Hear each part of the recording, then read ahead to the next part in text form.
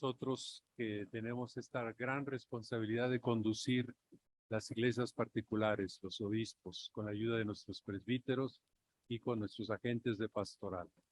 Por eso agradezco mucho a quienes lo promovieron, lo organizaron, lo coordinaron, a quienes nos acompañan, medios de comunicación social, que nos ayudan para extender todo lo que aquí reflexionemos, y también a quienes están detrás del día a día para los alimentos, para los servicios necesarios, para que sea grata su estancia en estas instalaciones de nuestro Seminario Conciliar de México. Todos sean de mi parte bienvenidos, siéntanse en su casa, siéntanse amigos, que eso es una de las características fundamentales de nuestro Maestro Jesús.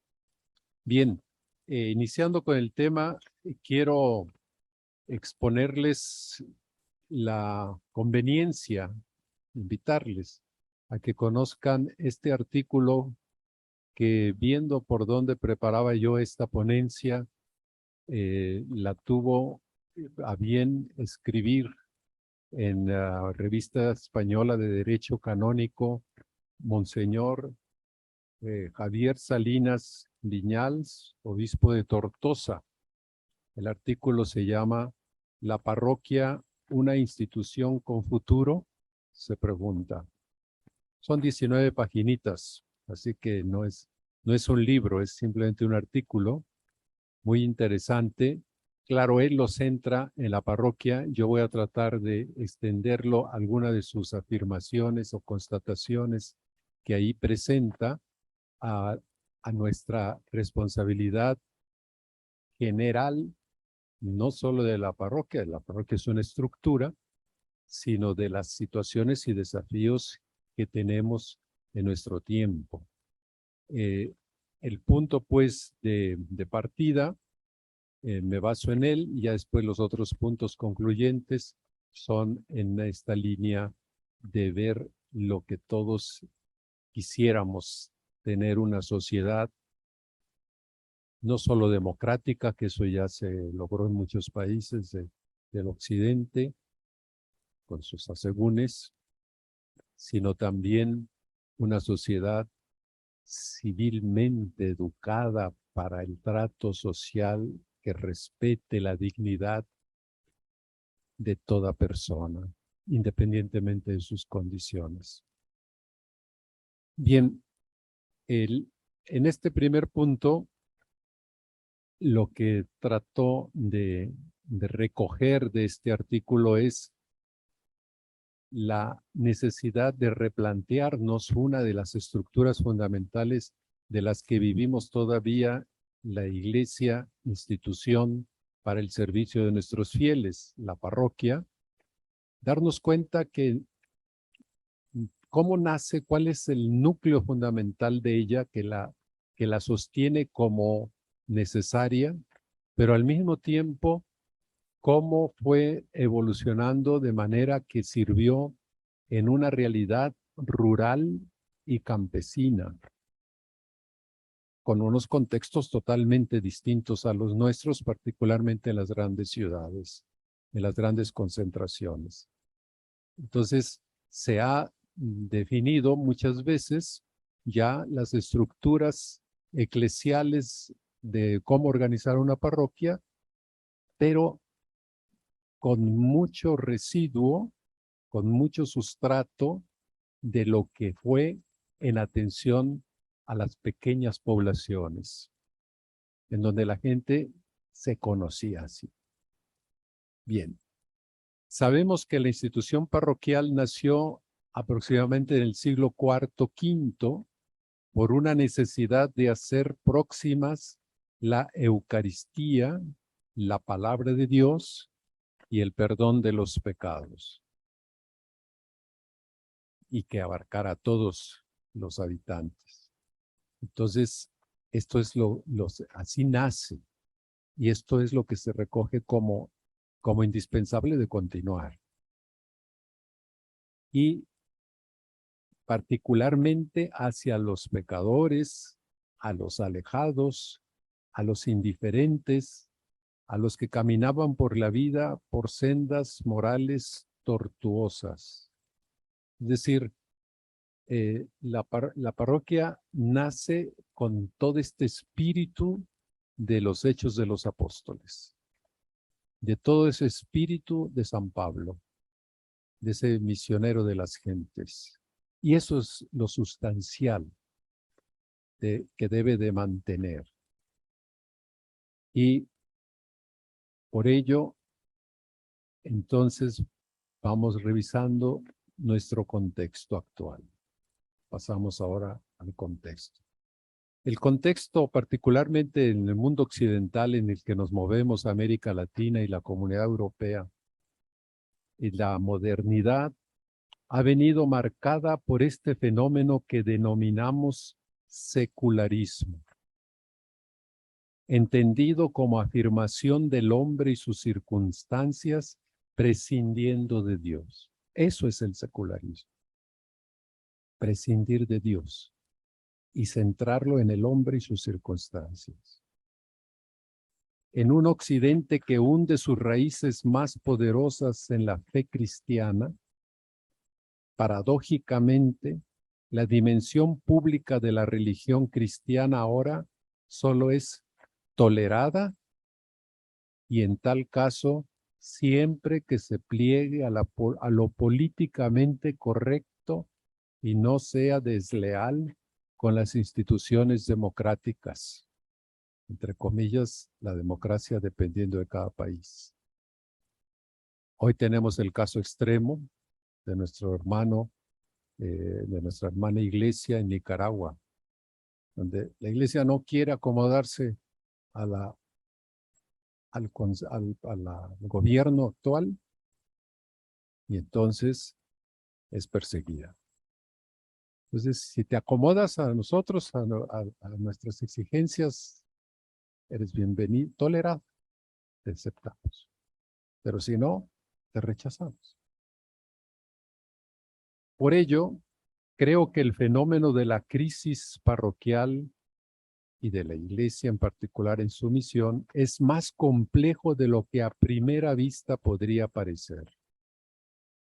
No se trata simplemente del acomodo de una institución que hunde sus raíces en la época del Alto Medievo y en la Reforma Tridentina, y que ahora tiene problemas para adaptarse a la modernidad. Se trata en el fondo del problema que presenta todo creyente de hoy.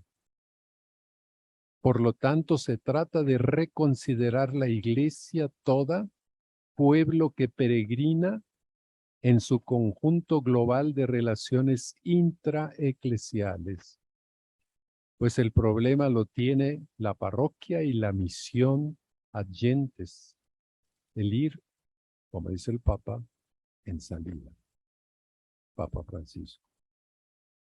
Y los nuevos movimientos y tantas otras realidades de la iglesia que tratan de hacer su apostolado.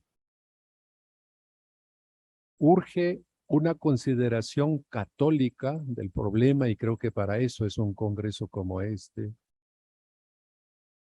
La única que puede permitir el contraste con esta cultura dominante que reduce la aldea global a un gran mercado donde todo tiene un precio. Este es el reto. Ese es el reto de esta aldea globalizada en la que estamos. Todo se mide por el costo, por la oferta. Vean las redes digitales. Todo esto se ha cobrado su precio en el cuerpo que es la iglesia, sometido a un lento proceso de asimilación a los postulados ideológicos de la modernidad.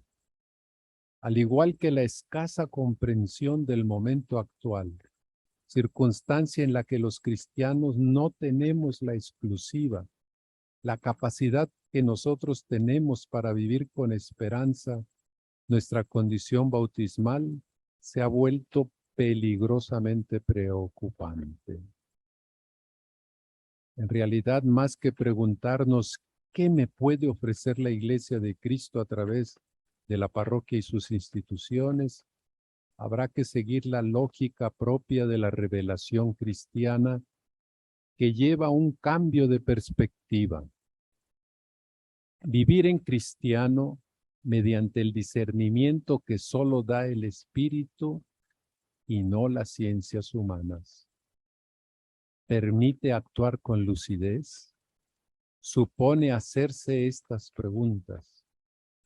¿Cómo podré yo ser fiel al don recibido y servir con todo mi corazón a Cristo y su reino? Y me detengo un poco para participarles de este gran descubrimiento y al mismo tiempo que se me convierte como pastor de esta iglesia de la Ciudad de México.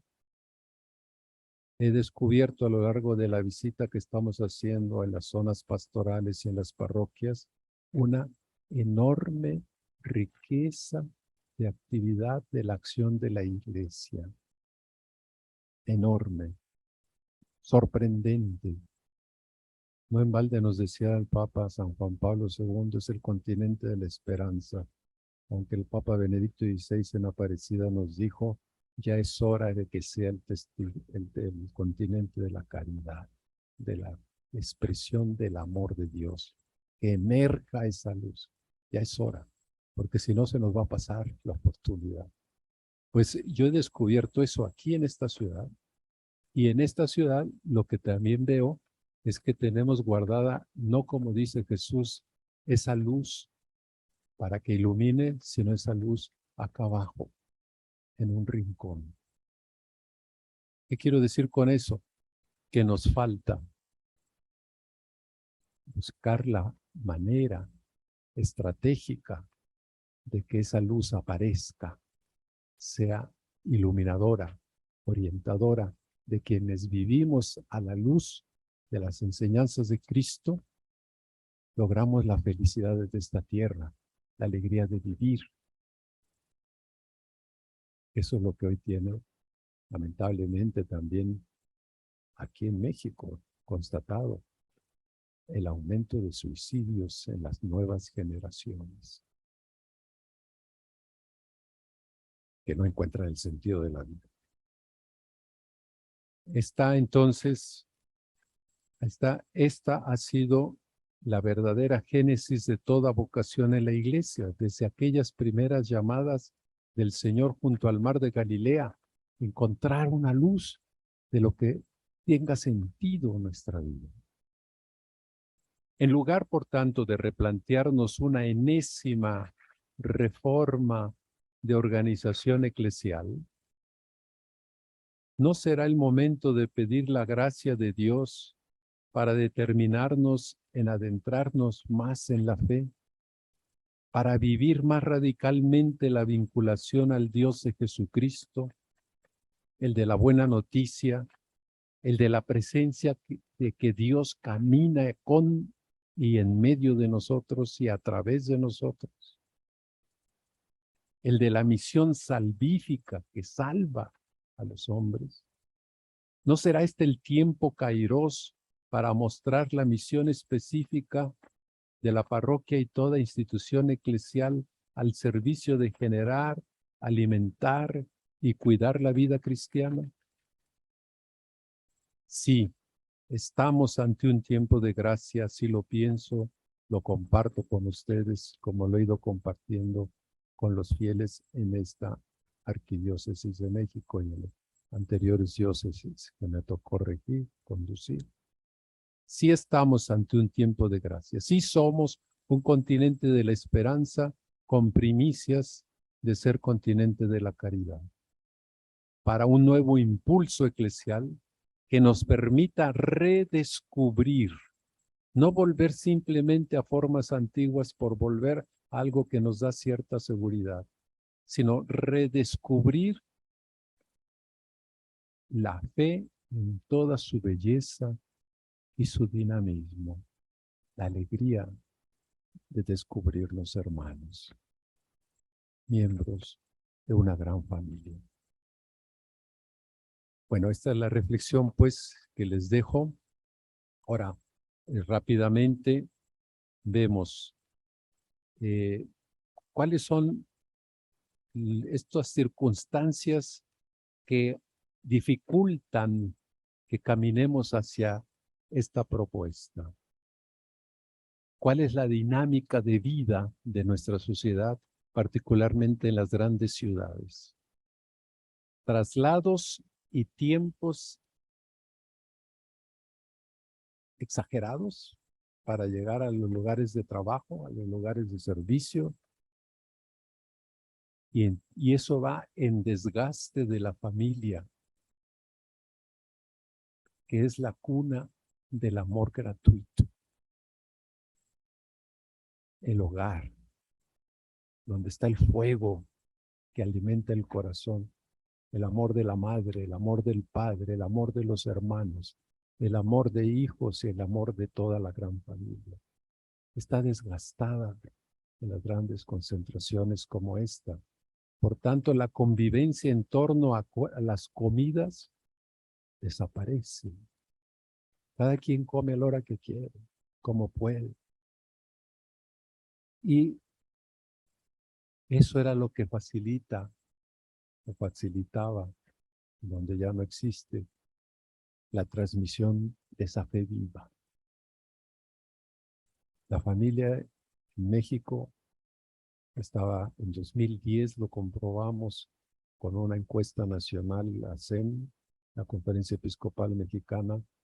El 95% de los católicos confesaron, desde Tijuana hasta Yucatán, que la fe la habían recibido en su familia. 95% de los católicos. Pero eso está desgastándose, y particularmente las grandes concentraciones como las nuestras. Por otra parte, el anonimato social. Salimos de casa y ya somos nadie. A ver cómo nos va. Si no vamos acompañados, todavía sentimos esa inseguridad. La pérdida de la buena vecindad. Todavía existe, buena vecindad. No solamente entre las familias, aquí en esta Ciudad de México, todavía existen, pero en los niveles populares. En los niveles de clase media y alta, ya no. Tienen otros medios para tener las relaciones, pero eso hay que aprovechar. La buena vecindad que se va perdiendo, y por tanto se pierde, al perderse la buena vecindad, la relación solidaria. Bueno, estos son los fenómenos que subrayo de las grandes concentraciones. ¿Cuáles son las consecuencias particularmente para la transmisión de esta fe viva? La práctica religiosa se vuelve como en un supermercado religioso. Voy con el padre que sí me escucha, que sí me gusta como predica. Voy a la iglesia bonita para que me hagan mis ceremonias. Escojo yo como escojo el Walmart o Costco o lo que sea de los negocios para yo hacer mis compras, donde esto me gusta más de acá, esta panadería es mejor esta. Así también estamos las iglesias esparcidas en esta gran concentración.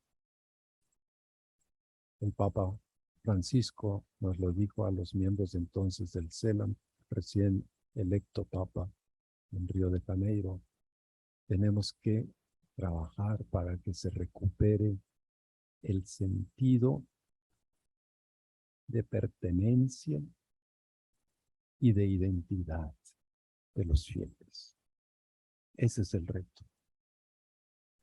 Que nos identifiquemos. No simplemente que celebremos cosas litúrgicas muy buenas, sino que nos identifiquemos quiénes somos, cómo vivimos, qué hacemos. Sentido de pertenencia. Entonces, para eso sirve la territorialidad, pero también, y aquí lo marco, ¿cuáles son los recursos? Los recursos son, pues, adentrarnos en las relaciones laborales. En esta Ciudad de México, por eso he propuesto ya varias a empresas que están de acuerdo en hacer parroquias personales en las empresas o en un conjunto de empresas. Porque para ello hay que ir ahí y atender a la gente que gasta 2 horas a la ida, 2 horas a la vuelta para llegar a su trabajo, y el tiempo que lleva ahí se le fue ya el día. Y que los empresarios nos permitan atender las situaciones espirituales y humanas que viven los trabajadores. Entonces la parroquia tiene que trasladarse a las empresas. Los servicios sociales son fundamentales. En este tiempo de pandemia lo vivimos en esta gran ciudad y atendimos las situaciones dramáticas que vivieron muchas familias. Pero por la unidad, la comunión, la solidaridad, que todavía está presente, aprovecharla para ayudar en los servicios especialmente de caridad. Los centros de escucha. Es fundamental tener centros de escucha en la iglesia para que el que se sienta por alguna circunstancia desesperado o sin saber qué hacer, tenga la ayuda suficiente. La comunicación digital. Tristemente, en Google México me mostraron cómo las nuevas generaciones, que son las que más utilizan los aparatos digitales, buscan respuesta a sus angustias existenciales y no las encuentra en la iglesia. No hay presencia de iglesia para esto. Hay para el rezo del rosario, hay para las devociones cultuales, hay para las informaciones religiosas propias, pero no hay esta presencia digital para responder a esas angustias que viven los jóvenes de hoy, las nuevas generaciones. Y entonces se van a las religiones orientales, al budismo, al islamismo. No es que esté mal, pero ¿y nosotros? Las redes digitales. Las relaciones de estructuras y personas también es otro ámbito que tenemos que trabajar en las grandes concentraciones. No sentirnos solos y contentos con simplemente lo que hacemos, sino a través de las estructuras de coordinación eclesial. Esas estructuras tienen que servir a las personas que realizan los servicios en favor de la comunidad. Por tanto, con mayor razón, la relación de colaboración entre las instituciones que de alguna manera tienen este espíritu de nuestra fe. Esos son los recursos que les presento desde mi óptica, lo que debemos trabajar. La espiritualidad y actitudes. ¿Qué se necesita? San Juan Pablo II nos lo dijo clarísimamente, número 43 de la Novo Milenio Ineunte. Si la Iglesia quiere cumplir su misión en el siglo XXI, debe de trabajar por la espiritualidad de la comunión. Espiritualidad de la comunión. Y si trabajamos la espiritualidad de comunión, habrá entonces en nosotros y encontraremos en los demás apertura al encuentro y aceptación del prójimo. La espiritualidad de comunión. Otro aspecto de la espiritualidad que necesitamos, tener capacidad de escucha. Capacidad de escucha. La gente necesita ser escuchado. Y proponer la interiorización, no quedarnos simplemente en la escucha, sino ayudar a la introspección, pero que no se quede de manera solo individual, que es un primer paso, sino que debe de ser también, y si se hace mejor a la luz de la palabra de Dios, en comunidad. Necesitamos ser miembros de una pequeña comunidad todos.